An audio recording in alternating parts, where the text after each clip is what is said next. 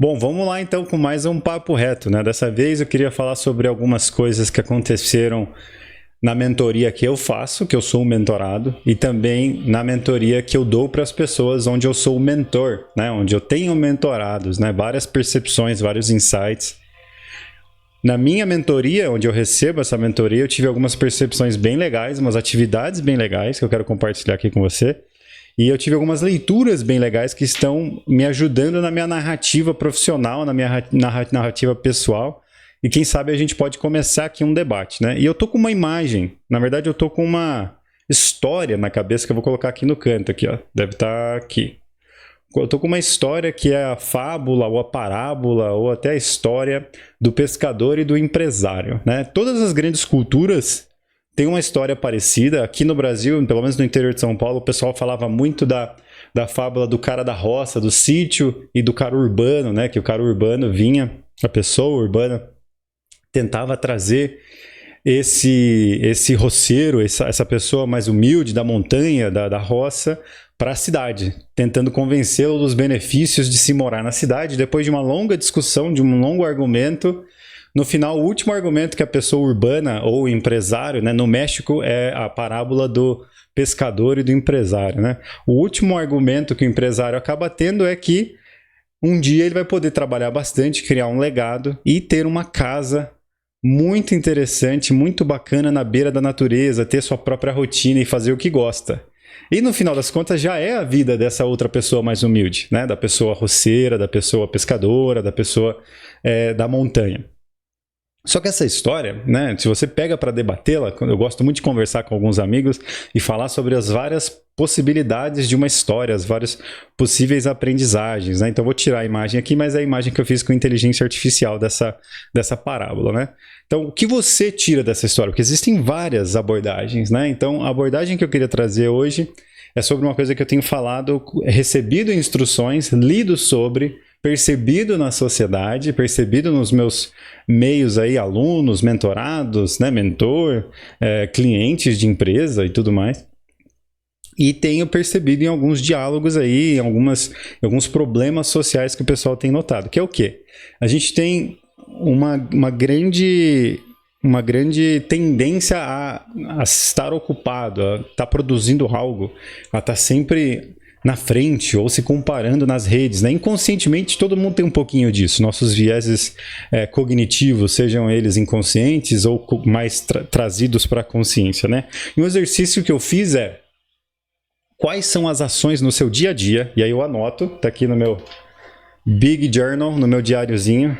Quais são as suas ações do dia a dia em prol dos seus objetivos, né? E aí você vai ter que ter objetivo pessoal, que os meus estão ficando cada vez mais claros, né? Estou quase casando, esse ano eu caso. Os objetivos profissionais e os objetivos existenciais, assim, de legado, que é aquela coisa do topo da pirâmide de Maslow, de querer colaborar para as pessoas.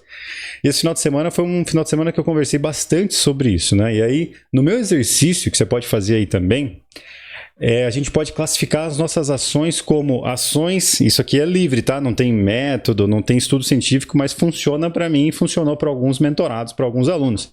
No seu dia a dia, tente classificar quais ações são ações conscientes, ou seja, ações que você sabe que você está tomando, que você foi lá, foi contra um medo, batalhou contra uma adversidade na sua cabeça, na sua própria consciência, né? Um viés que você tinha, um medo de falar com alguém, vergonha, alguma coisa. Você foi contra aquilo em prol dos seus objetivos, quaisquer que sejam os seus objetivos. Aí essa é uma ação consciente. Então, quantas ações conscientes você toma no seu dia? Você planeja as suas ações conscientes? Né? Uma coisa que foi muito intrigante para mim, né? E aí tem a ação inconsciente, né? Que é muito interessante. Eu, como um bom, talvez ex-introvertido, e com uma origem bem complicada, bem humilde, me envolvendo em ambientes bem diferentes, ambientes às vezes mais elitizados, mais elegantes, mais internacionais do que os que eu vim na origem, né? Eu fui percebendo, principalmente no meu diário, que eu anoto desde muito pequeno, né? Eu tenho um blog que só eu acesso. E nesse blog eu anoto muitos pensamentos, muitas coisas desde, sei lá, desde 2008. Né? Então, estamos em 2024, eu tenho 31 anos, vai saber desde quando eu faço isso, né? Desde 2008. E eu percebi que muitas das minhas ações em vários lugares, em vários momentos da minha vida, foram ações inconscientes, ou seja, ações que eu tinha que tomar ou que eu achei que eram conscientes na hora, mas elas estavam sendo movidas por vieses, por medo, por tentativa de agradar alguém, por tentativa de parecer melhor do que eu estava. E essas ações geralmente levam a constrangimento, né? Levam outras pessoas ao constrangimento, porque você está no impulso, está sem pensar muito, vai tentar fazer uma piada para ser engraçado na hora errada e acaba sendo o bobo da história, ou magoando alguém, ou trazendo alguém pro holofote, a pessoa não queria isso, ou simplesmente você decide algo impulsionado por hormônios, por medo, por vergonha, por viés, por influência de outras pessoas, e aí você consegue ou não reverter essa ação, né? Tem algumas ações que são mais irreversíveis do que outras, mas algumas você até consegue, né? Então, por exemplo, eu já entrei em negócios, eu já tive clientes, eu já vendi coisas para as pessoas em ações inconscientes, né? Que eu estava pensando mais no ambiente, mais nas pessoas em volta do que na ação e na consequência daquela ação. Então, até então, eu já falei de ação consciente. Então, eu vou chamar a tal pessoa, igual recentemente eu falei, vou chamar o Ricardo, que ele tem um podcast, porque eu quero falar no podcast dele. Eu falei, Ricardo, não sei se você está me considerando, mas eu quero entrar na fila do teu podcast, porque eu quero pôr minha mensagem para fora. Essa é uma ação consciente, é um exemplo, né? Tem uma pessoa que queria ser minha cliente, uma empresa bacana aqui da minha região, que não me respondeu mais. Vou chamar essa pessoa para um café, vou fazer um documento de oferta, de briefing, já de possíveis soluções que eu posso criar para essa pessoa, para mostrar que, além de interessado, eu também sei do que eu estou falando e conheço o negócio dessa pessoa. Uma ação consciente. E ações inconscientes são ações mais movidas por vontade, aquela coisa louca de você querer comer um chocolate, você pega aquela mesma sensação, se você sabe qual é aquela sensação de querer comer um chocolate, mas estando de dieta, você consegue transferir para outros momentos. E aí eu comecei a notar que em alguns momentos, principalmente em ambientes sociais mais públicos, eu estava tendo algumas atitudes ou ações inconscientes, que eram ações que na hora eu não pensava muito porque eu estava ou constrangido, ou eu queria gerar uma impressão, ou eu queria que a pessoa ali, seja da academia, do jiu-jitsu, de onde seja, pensasse que eu fosse descolado, ou que eu conseguisse conversar sobre os temas que eles estão conversando, e é um desafio para mim, viu? Preciso dizer. Muito difícil. Não porque os assuntos deles são complexos, mas porque eu não tenho informação suficiente para falar de futebol, para falar de política no sentido mais granular, né? Falar das ações dos indivíduos políticos do Brasil. Eu não estou lá ainda e não sei se eu vou chegar lá, mas estou tentando e fazendo amizades devagarinho e sempre aí. Então eu percebi que as minhas ações inconscientes estavam mais pendentes para o lado social, para o lado da interatividade ali com os meus pares da minha comunidade, de onde eu moro. E aí eu fui percebendo que isso acontece ainda muito mais porque eu não fiquei muito tempo em um lugar só. Tipo, eu passei por todos os continentes, me mudei bastante, né? Mas eu nunca fiquei num ambiente de construir uma comunidade, né? Isso é um desafio. Então, minhas próximas metas para a vida pessoal é tentar reestabelecer uma comunidade parecida com aquela que eu tinha com os meus primos, com os meus amigos de infância. Fácil não vai ser, igual também não.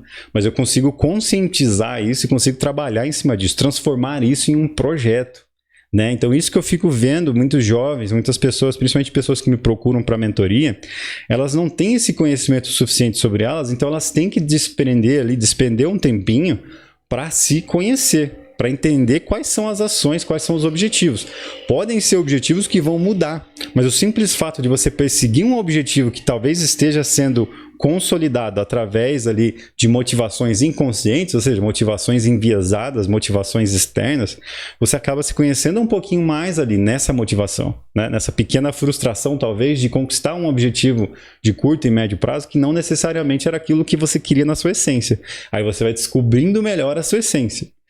Tem um outro caminho, que é menos doloroso e menos frustrante. Você para mesmo e vai fazer um processo de autoconhecimento, que é um processo que eu estou fazendo hoje na mentoria, né? Eu já fiz terapia, já fiz várias outras coisas, mas pensando em mentoria no sentido de negócio, né? Então eu preciso me conhecer para entender o que eu como pessoa quero para repassar essa mensagem e esses valores para as pessoas que trabalham comigo, para que a gente consiga construir algo que seja relevante e parecido com o que está na minha cabeça, com o que está na minha essência.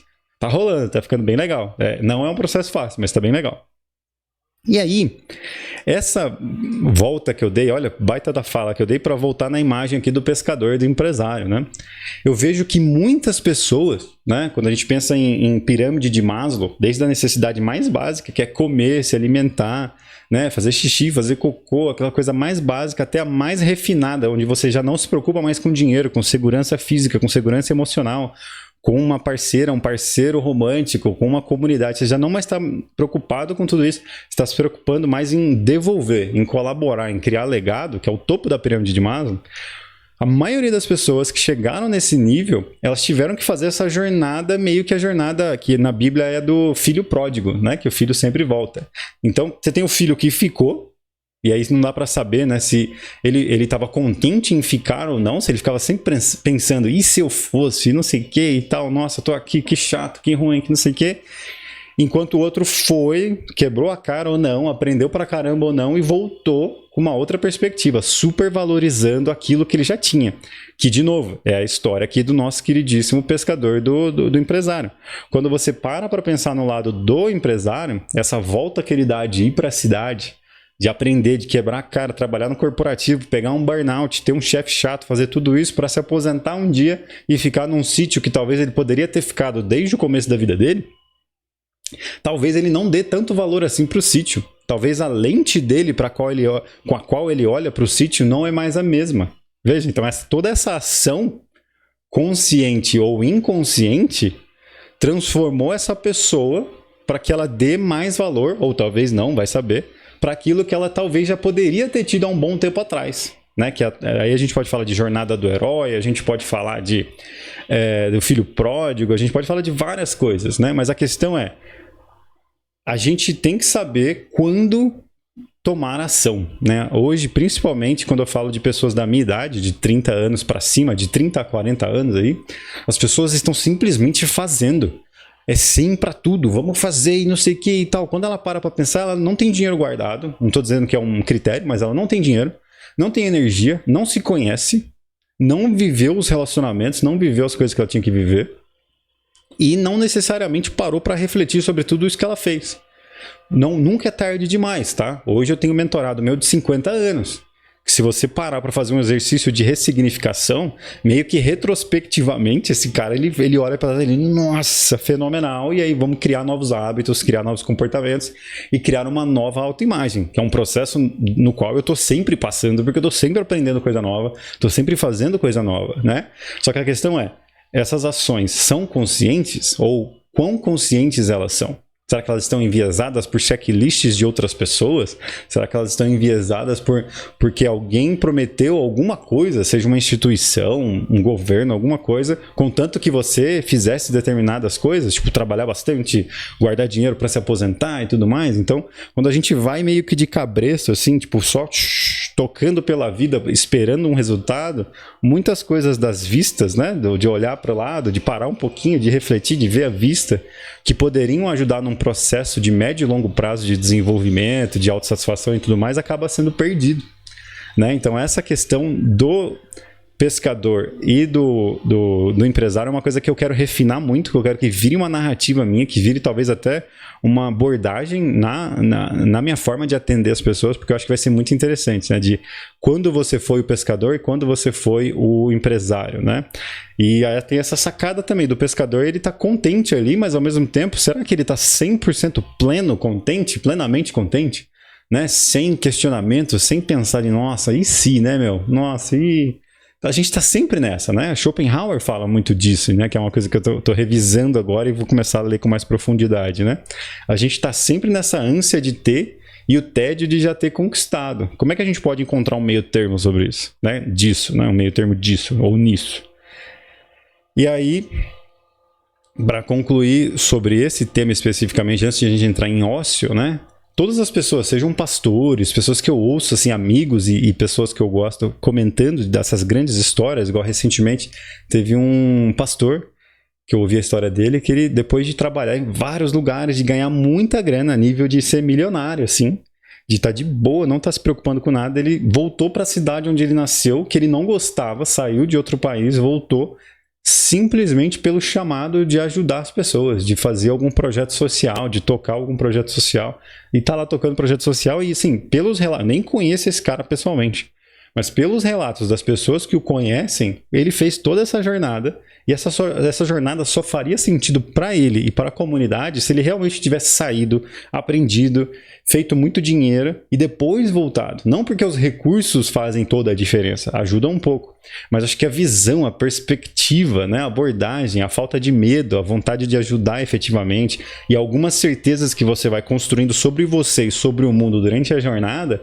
permitem que você execute esse papel de agente transformador. Porque imagina eu, com 19 anos, ou que seja, com 30 anos, que seja, com várias incertezas, com várias inseguranças, ainda tendo que buscar alguns elementos da minha vida pessoal, casar, guardar grana, ter minha própria casa, não sei o que e tal, satisfazer alguns checklists pessoais de mais viagens, de algumas coisas, vou lá e me comprometo com um projeto de, vou tocar uma ONG de ajudar pessoas viciadas em drogas, né, em pessoas em situação de rua, e vou tocar esse sítio aqui, vou comprar esse sítio e vou tocar esse projeto. É um projeto que me agrada? Me agrada. Só que esse compromisso agora, nesse momento, eu não estou pronto em vários aspectos. E eu não consigo ter esse compromisso que é no mínimo de médio prazo, mas é provavelmente de longo prazo, em termos financeiros, em termos de recursos, em termos de comunidade, de ficar, de fazer raízes e tudo mais. Não estou pronto ainda. Então veja, às vezes a volta ao mundo, quando você documenta bem, registra bem suas ideias, seus planos e tudo mais, te permite retomar projetos que talvez você achava que nem lembrava mais. Aí vem a parte do registro, registrar as ideias, documentar as ideias, ao invés de querer executá-las fora do momento certo, fora do timing certo, né? Que é o que acontece muito. As pessoas com medo de esquecer uma ideia, ou de perder o tempo dessa ideia, tipo, vou perder o timing e alguém vai fazer no meu lugar. Então, acaba fazendo uma coisa fora de hora, uma coisa meio sem uma ação consciente e acaba quebrando a cara, em outras palavras. Vai aprender, mas poderia ter aprendido ou documentado a ideia e depois voltado em uma nova situação de mundo, situação comunitária, situação local e situação sua, íntima. Você poderia executar esse projeto ou um projeto parecido ou uma ideia parecida no momento certo, né? Então, de novo, não quero dizer que existe o momento certo, mas tem algumas reflexões que precisam ser feitas, né? E aí, para a gente finalizar, tem o ócio. Né? Então a gente falou de ação consciente, olha que loucura, sem planejamento nenhum aqui, só soltando verbo. A gente falou de ação consciente, a gente falou de ação inconsciente. Ação consciente é aquela que você já sabe seu objetivo, pelo menos de médio prazo, um objetivo temporário ali, e você vai traçando pequenas metas, pequenas tarefas conscientes para tentar alcançar esse objetivo. Ação inconsciente é quando você, estabanado, estabanada, simplesmente reage ou fala algo rápido, ou toma uma decisão urgentemente, se cadastra num curso de R$1.000, simplesmente porque alguém influenciou, uma postagem no LinkedIn te influenciou e você acha que é importante pagar por esse curso. E aí você meio que perdeu R$1.000 e provavelmente não vai terminar esse curso tão cedo. Né? Então, isso é uma ação inconsciente. Não tem um objetivo claro, não tem um plano claro. Por quê? Porque você nem se conhece o suficiente para entender que você teve essa influência. Nem se conhece o suficiente para entender qual seria o seu objetivo de curto e médio prazo no âmbito pessoal, no âmbito profissional, o que quer que seja. Não estou dizendo que vai chegar um momento em que eu ou você vai simplesmente se conhecer num ponto de tipo, Buda, né? Tipo, eu sei que isso está me influenciando. Esta imagem está me influenciando a querer tomar um café, tomar uma cerveja. Então você não vai ter esse nível de clareza, mas a clareza vai chegando num nível que você vai se conhecendo e vai mapeando gatilhos, mapeando influências, e você consegue cancelar algumas influências, reforçar algumas outras e seguir um caminho. Se esse caminho não for o que você gostaria quando você chega lá, você já aprendeu muito, viu muita coisa e vai traçando um novo caminho, né? Muitas formas de se chegar a 10. Eu adoro quando me falam isso, quando eu tô meio desesperado. Existem várias formas de se chegar a 10, né? 5 mais 5 é 10, 2 vezes 5 é 10, 2 mais 8 dá 10, 15 menos 5 dá 10. Então, existem várias formas de se chegar a 10. Só que você precisa saber para onde você quer chegar. Então, 10 é o seu objetivo, o jeito de chegar no 10 a gente descobre. Só que muita gente nem sabe qual que é o número que elas querem. Né? Seja de médio, curto prazo, de forma temporária. Beleza, falei pra caramba, tem que ir pra academia ainda. Aí vem o ócio. Tem gente que confunde inação com ócio. A inação é quando você travou. Você está consumindo energia, está ali com o carro ligado, soprando gasolina, só que você não está indo para lugar nenhum.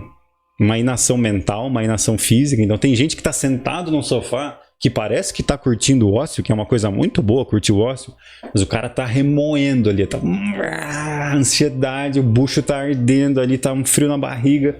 E aí ele fica lembrando assim, nossa, não fiz tal coisa. Nossa, não preenchi o boleto, não paguei o boleto. Nossa, não preenchi o formulário. Nossa, não respondi aquele e-mail. E fica, sabe aqueles soprinhos? O tempo todo. Então não tá curtindo presencialmente, mindfully, de forma mindfully. O inglês é bom, mas não é tão bom assim, ó. De forma mindfully, ou seja, de forma presente, você não está curtindo o seu ócio. Você está parado fisicamente, mas seu corpo está fulminando, sua mente está voando e tal. Então isso é inação. Não é necessariamente bom. Tá? Você podia estar caminhando e brisando e exercitando o corpo, pelo menos. Aí vem o ócio, que é uma coisa que eu estou treinando muito, que é o quê? 10 minutos, 20 minutos, você conseguir parar e fazer nada. O que é fazer nada? É ficar na sua, deixar sua mente te levar para coisas boas. Não necessariamente, mas tipo, você responder algumas coisas. Então, eu tenho que pagar o boleto. Ah, já está no Google Tarefas, já está nos meus afazeres, está de boa. Você responde pro teu cérebro, e aí seu cérebro vai se acostumando com a ideia de não fazer Por quê? Para mim, é ter um Google Tarefas e ter um bloquinho. Então, tudo que é importante antes de fazer tá aqui. Antes de fazer na mente, está no Google Tarefas. Né? Então, eu criei um hábito de transferir essa responsa de prazos, de datas para o Google Calendário, para o Google Tarefas. Então, hoje, de vez em quando, eu ainda tenho uns que não é bom. Mas, na maioria do tempo, se eu parar 10 minutos para fazer nada, que eu tenho um sofazinho ali só para sentar e olhar para o teto, eu consigo fazer ócio, que é o quê? Sintetizar o que está rolando. Sintetizar, esse mentorado meu faz automação, esse mentorado meu faz consultoria, essa mentorada minha aqui tem uma empresa pequena e essa outra mentorada está começando um processo de freela de design. Vamos tentar juntar todo mundo? Pum, bate, já vira um negócio sensacional na minha cabeça. Eu tenho que ir para São Paulo. Puxa, prometi que ia falar com tal pessoa. Né? Você começa a sintetizar as coisas ou simplesmente deixa fluir. Tem hora que é quase um processo de meditação que eu literalmente estou pensando em nada. Gente, não estou falando que eu fico assim o dia inteiro ocioso, né? Estou falando de coisa de 10, 20 minutos, só para dar aquela zerada. Geralmente é quando eu estou trocando as duas fases do dia. Então, geralmente eu tenho uma fase do dia que é uma fase do dia ativa, de ficar falando e tomando decisão, e outra fase mais passiva, que é mais documentando, criando, registrando. Quando eu vou transicionar de uma para outra, eu tento deixar esse óciozinho. E é muito bom. Mas não estou falando nem de ócio criativo, que é esse hype, essa coisa bonita, não. Estou falando de ócio de você sentar, respirar, não ter estímulo, não ficar vendo LinkedIn, não ficar vendo Instagram, não ficar vendo série, não ficar vendo jogo, não ficar vendo YouTube, não ficar vendo notícia. Simplesmente sentar e se localizar. Onde eu tô? O que eu tô sentindo? Opa, minha lombar tá doendo um pouco. Opa, meu ombro precisa dar uma estralada. Opa, preciso dar uma andada porque eu tô meio... tenho uma ansiedade própria de ficar muito tempo em casa. Então, preciso dar uma andada. Vou sair e dar uma andada no parque. Vou dar uma atenção pro gato. Dar uma atenção para a noiva. Né? Então, você consegue meio que reordenar as coisas, você consegue se localizar, você consegue meio que se olhar de fora. Esse é o ócio. Tem gente que eu conheço que tem medo do ócio, porque tem medo de se perder sua essência de tanto pensar. Tem gente que fala que quem pensa demais, é a tal da oficina vazia, é oficina do diabo, né? Mente vazia é oficina do diabo. E não sei se eu concordo. Claro, você ficar muito tempo no ócio, muito tempo na inação, parado, sem projetar nada, sem pensar em nada, sem resolver problema, sem ter uma sensação boa de conquista, de construção, de interação, de pertencimento, realmente você vai começar a pegar uns sentimentos ruins. Não é legal.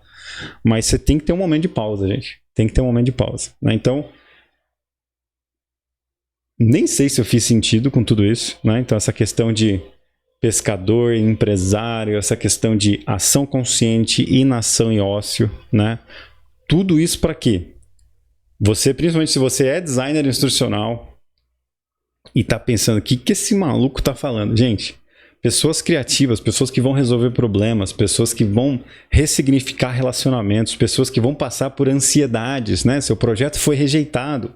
Você está com aquele medo de olhar no e-mail do cliente. O cliente olha, você olha o e-mail, tem o nome do cliente lá, você não quer olhar, você foge do e-mail. Tem gente, eu já ouvi falar de gente que põe a mão na tela, assim, ó, para ler outro e-mail, mas não lê o e-mail de determinada pessoa, porque sabe que vai ter uma rejeição, vai ter um feedback negativo. Isso é normal. Já passei por isso também. De vez em quando ainda passo numa fase bem menor, num nível bem menor. Só dá aquele friozinho na hora que vem a mensagem da pessoa que você sabe que vai ser negativo ou que você sabe que vai ser trabalhoso, e você encara aquilo e vai para dentro. Encara no momento certo, que você sabe que vai ter tempo para trabalhar naquilo. Não adianta você ler a mensagem estando com seu parceiro, com sua parceira, num momento de descontração, e você viu o feedback negativo e aquele frio na barriga já te influencia, aí você começa a ter ações inconscientes. Você vai ser grosso, vai ser seco, vai ser indireto, vai ser direto demais com a sua parceira, com o seu parceiro, por conta de uma mensagem que você viu só o preview, né? E aí a gente volta, ações conscientes. Se eu tô com a minha parceira, eu tô com o meu parceiro, por que eu preciso ler e-mail? Por que eu tenho que ver notificação de e-mail? Talvez não seja uma boa, né? Claro, tem trabalhos e trabalhos, né? Quem trabalha com medicina, com hospital, por exemplo, se uma notificação atrasada pode custar uma vida. Então é uma outra situação. A gente vai fazer um outro trabalho. Mas se você está no seu momento de folga, está numa pausa, tem como esperar para responder, gente, não olha que isso vai se tornar você vai se influenciar negativamente por uma mensagem que talvez você nem precisava ver naquele momento. Né? Então, são pequenas coisinhas. Designers instrucionais, pessoas que estão aí trabalhando com produto, pessoas que estão aí trabalhando com educação. Eu acho que esses aprendizados têm ajudado muitos dos meus mentorados, dos meus alunos, a serem pessoas transformadoras, não só transformadas, pessoas que realmente se comunicam, pessoas que discordam quando tem que discordar e têm inteligência emocional suficiente para discordar de forma subjetiva para a pessoa em questão. Né, para discordar no e-mail de forma educada, discordar na hora certa, ou ler um e-mail na hora certa. Então, tudo isso, quando a gente olha para o macro, para o micro da função do designer instrucional, de pessoas pensadoras, pessoas que vão resolver problemas, esse autoconhecimento é muito bacana. Tá? Eu sei que eu estou parecendo um pregador do autoconhecimento, e eu acho que eu sou mesmo, porque resolveu a minha vida em vários aspectos, me ajudou a impulsionar a minha vida, né? Porque eu soube o que eu queria, o que eu não queria, e eu estou vendo isso, né, de forma empírica mesmo, na vida das pessoas com quem eu interajo. Então, alunos meus, mentorados meus, que me permitem executar algumas tarefas, algumas ferramentas de autoconhecimento, de análise de eventos, de objetivos, né, de situações, né, e tudo mais. E se, que a gente chama, né? E se você não tivesse a restrição do dinheiro? E se você não tivesse a restrição do tempo? O que você faria? Tem gente que não sabe. E, não, viajar não é pra mim não, mas nunca viajou, como é que você sabe? Não, tal esporte não é pra mim não, mas você nunca fez, como é que você sabe? Não, socializar num encontro para praticar inglês num restaurante ou num barzinho não é para mim não, mas você já fez? Não sabe. Então, explorem essas jornadas, nem que seja para que no final das contas você volte ali para sua roça, para o seu laguinho, para pescar, para sua situação originária, mas você vai voltar mais informado, mais informada, mais autoconsciente. E o que é mais interessante, você vai ajudar, provavelmente você vai voltar com a habilidade de ajudar outras pessoas a se transformarem e também a mudarem as suas vidas e as vidas de outras pessoas. Tudo bem, tem muita gente assim, cara, eu tô conseguindo nem pagar o boleto, você está falando de eu virar agente de transformação?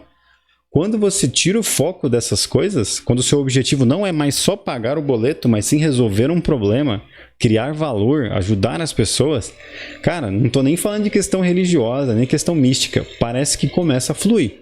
Posso falar isso de experiência própria e posso falar isso de experiência de dezenas de mentorados com quem eu tenho interagido nos últimos tempos aí, mentorados e alunos. Quando você tira o foco da grana, preciso pagar meu boleto, preciso pagar minha casa que eu comprei, preciso pagar meu carro. Você tira esse foco, claro, você não vai parar de prestar atenção nisso, né? Você não vai desconsiderar isso, mas o foco fica algo um pouquinho maior, a mente expande, o corpo expande, suas possibilidades de realidades, né? De multiverso ali começam a expandir, e aí do nada, um valor que você achava que era inalcançável, em poucos meses, 1 ano, 2 anos, que é muita coisa, muito tempo, 2 anos, em 2 anos você começa, nossa, eu tenho um diário aqui dizendo que ganhar 5 mil reais, ganhar 10 mil reais era fora de alcance, era um sonho inimaginável, né? Que meu pai mesmo, foi se aposentar ganhando 3 mil reais.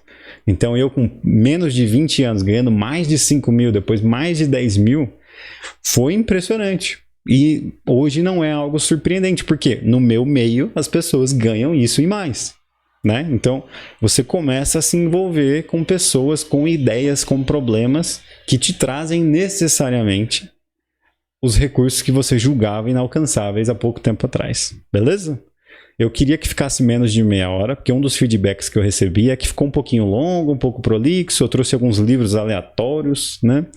Então vamos processar os outros livros, vamos pensar nessas ideias, comenta aí embaixo o que você achou, curte, compartilha também para ajudar a gente a alcançar mais pessoas. Se você quiser conhecer a nossa plataforma Digital Mais, onde a gente faz mentoria, onde tem conteúdo desse tipo e muito melhor, muito mais planejado, né? Muito mais estudado com pessoas bacanas ali, tem mais uns 10 professores aí que estão criando conteúdos sensacionais, tem muita coisa boa chegando, já tem muita coisa lá, já tem gente mudando as suas vidas através da Digital Mais. E se você quiser algo mais individualizado, não quero participar de uma comunidade ainda, não estou pronto para compartilhar meus projetos, minhas ideias, queria fazer algo mais individualizado, me chama para uma mentoria.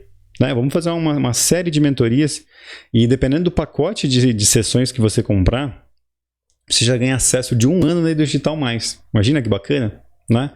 Então eu tô te esperando. Eu sou Alan Dantas. Esse é um papo reto nas vésperas de ir para academia. Né? Comecei o dia aí às 7 da manhã, agora são 2h50, 14h50.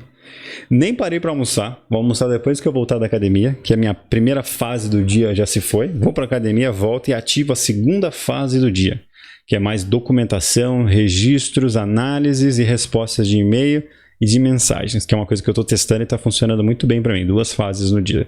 Beleza? Eu sou Alan Dantas da Digital e essa foi a mensagem de hoje. Um abraço.